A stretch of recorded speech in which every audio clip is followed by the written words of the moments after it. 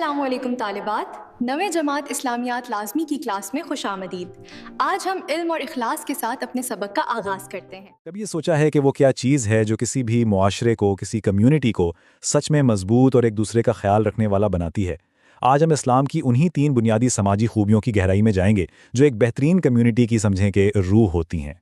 یہ ایک ایسا سوال ہے جو ہم میں سے بہت سے لوگ خود سے پوچھتے ہیں، آخر وہ کیا چیز ہے جو ہم سب کو آپس میں جوڑے رکھتی ہے؟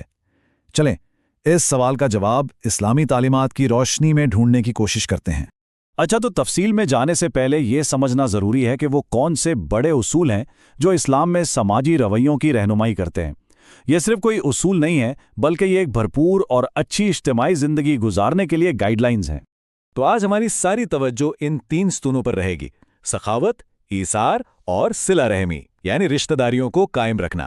آئیے ایک ایک کر کے ان کو کھولتے ہیں اور دیکھتے ہیں کہ ان کا اصل مطلب کیا ہے۔ دیکھیں، دینا تو ایک عالمگیر نیکی ہے، لیکن ہم کیسے دیتے ہیں یہ بات بہت اہمیت رکھتی ہے۔ اسلام میں دینے کے 2 الگ الگ درجے ہیں، ایک ہے سخاوت اور دوسرا ہے ایثار۔ آئیے ذرا ان کے درمیان جو ایک باریک سا لیکن بہت گہرا فرق ہے اسے سمجھتے ہیں۔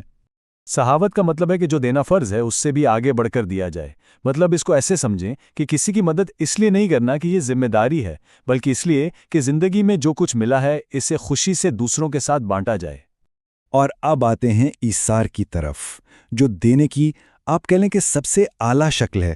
ذرا سوچیں کہ کسی کے پاس صرف اپنے لیے ہی کچھ ہے، لیکن وہ اسے کسی ایسے شخص کو دے دے جسے زیادہ ضرورت ہے۔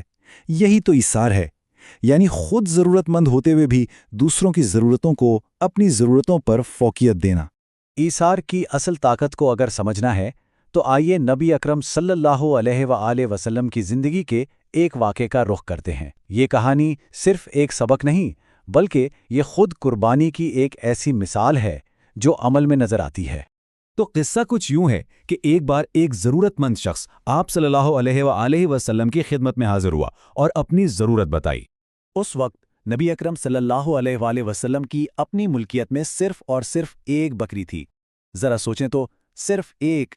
آپ صلی اللہ علیہ وآلہ وسلم نے ایک لمحے کے لیے بھی نہیں سوچا اور اپنی وہ واحد بکری اس شخص کو دے دی۔ یہ عمل صرف سخاوت سے کہیں بڑھ کر ہے۔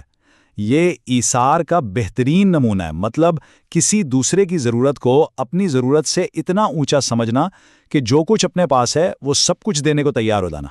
لیکن ایک معاشرہ صرف چیزیں دینے سے تو نہیں بنتا، یہ تو مضبوط رشتوں کے جال سے بنتا ہے، اور یہیں پر ہمارا تیسرا ستون صلہ رحمی سامنے آتا ہے۔ صلہ رحمی یعنی رشتہ داری کے تعلقات کو قائم رکھنا، اپنے خاندانی رشتوں کو نبھانے کا نام ہے۔ اس کا سیدھا سا مطلب ہے اپنے رشتہ داروں کے لیے موجود رہنا، ان کے حقوق کا خیال رکھنا اور ان کے ساتھ ہمیشہ مہربانی اور محبت سے پیش آنا۔ اچھا، تو عملی طور پہ اس کا کیا مطلب ہے؟ اس کا مطلب ہے اپنے خاندان کا سہارا بننا، ان کی خوشیوں اور غموں میں شریک ہونا، ضرورت کے وقت ان کے کام آنا اور ان تعلقات کو زندہ رکھنے کے لیے وقت نکالنا، ملنا جلنا۔ اور صلہ رحمی کی اہمیت ایک حدیث مبارکہ سے بالکل واضح ہو جاتی ہے: رشتہ داری کاٹنے والا جنت میں داخل نہیں ہوگا۔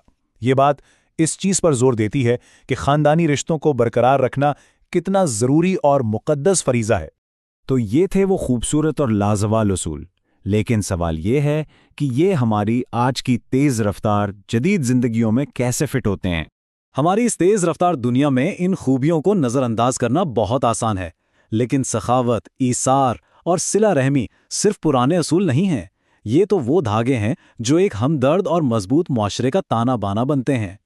آج کے لیے تو بس اتنا ہی، لیکن جاتے جاتے اس سوال پر ضرور سوچئے گا، دینے یا تعلق نبھانے کا ایک چھوٹا سا عمل ہماری زندگیوں اور ہمارے معاشرے میں کیسے ایک مثبت تبدیلی لا سکتا ہے۔ شاید وہ تبدیلی جس کا ہم سب انتظار کر رہے ہیں، وہ مہربانی کے کسی ایسے ہی سادہ سے عمل سے شروع ہوتی ہے۔ Join us and register now for online transformation.